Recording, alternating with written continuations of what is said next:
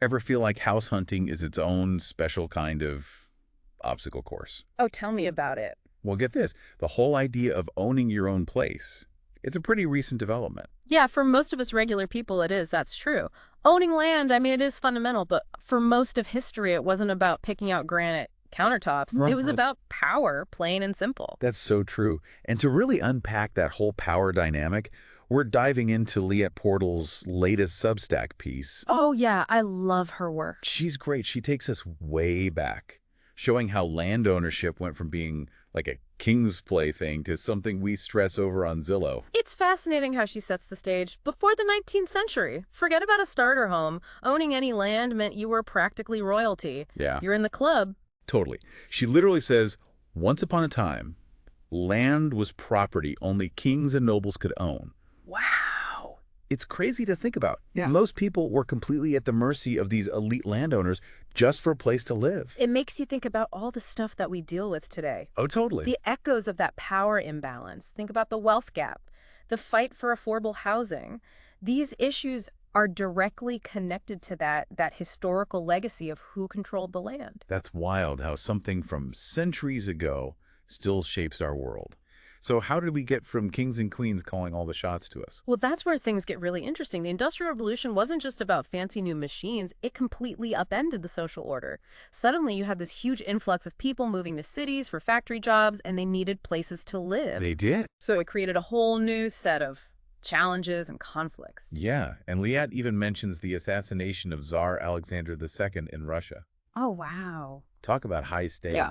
What happened there? So the Tsar's assassination, it was directly tied to land reform debates. Wow. Shows just how volatile this issue was. Yeah. People were demanding change, and for many, that meant access to land ownership. So you've got all this unrest, people demanding change. On top of that, a mass exodus from rural areas to these booming industrial cities. It's like trying to fit a square peg in a round hole. Exactly, and this perfect storm of social and economic upheaval, that's where architects really enter the picture. Okay. Liat makes this fascinating point about how this period wasn't just about designing buildings, it was about shaping entire communities. Almost from scratch. Almost from scratch. Wow. Architects as city planners, that's kind of a cool way to think about it. Yeah. So they weren't just worried about making buildings look fancy. Not at all. Think about it. You have all these people crammed into these rapidly growing cities.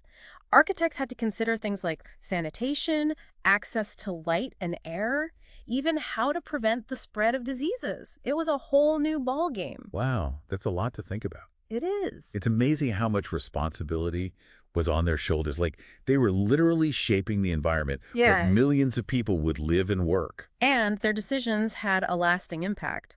Liat highlights the work of Jane Jacobs, Oh, yeah. who argued that a well-designed neighborhood could actually deter crime. Interesting. It's all about like clear sight lines, well-lit spaces, encouraging a sense of community ownership.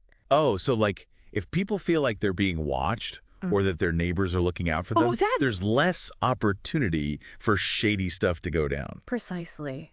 It's fascinating how these design principles, things we might not even consciously notice, can have a real impact on our behavior, Wow. our sense of safety. It makes you wonder if some of those hastily built neighborhoods that Liat mentioned, you know, the ones she said, ended up failing. Yeah, Kind of missed the mark on that. absolutely.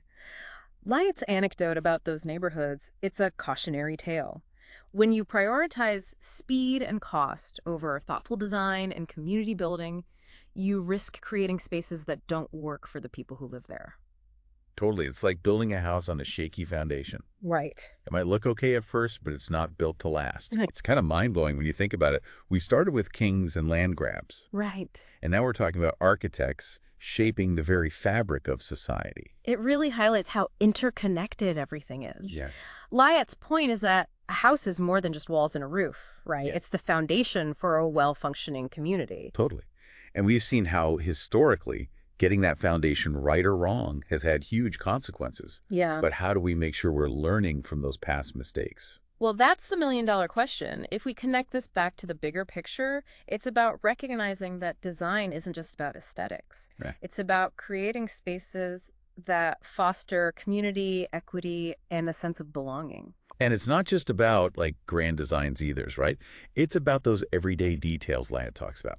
well-lit streets, access to green spaces, even how easy it is to walk to the store. Exactly. It's about creating environments where people feel safe, connected, and empowered to thrive. And that requires a conscious effort to design with those values in mind. So it's not enough to just build more housing. Right. We have to build better housing, better neighborhoods, better cities. Precisely. It's about understanding that where and how we live has a ripple effect Totally. on every aspect of our lives, from our health and well-being to our sense of community and belonging. This deep dive has really opened my eyes to how much thought and intention needs to go into creating spaces that truly work for everyone. Absolutely, and the exciting thing is we have the knowledge and the tools to do it right.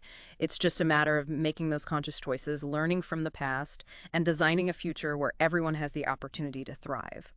So from feudal estates to modern cityscapes, it's clear that a home is so much more than just bricks and mortar. It's about building a foundation for a better future. Big thanks to Liat Portal for her insightful work on this topic. Be sure to check out her Substack for more fascinating deep dives into the world around us. And join us next time when we'll be exploring. Well, you'll have to tune in to find out. Until then, keep asking questions, stay curious, and keep diving deeper.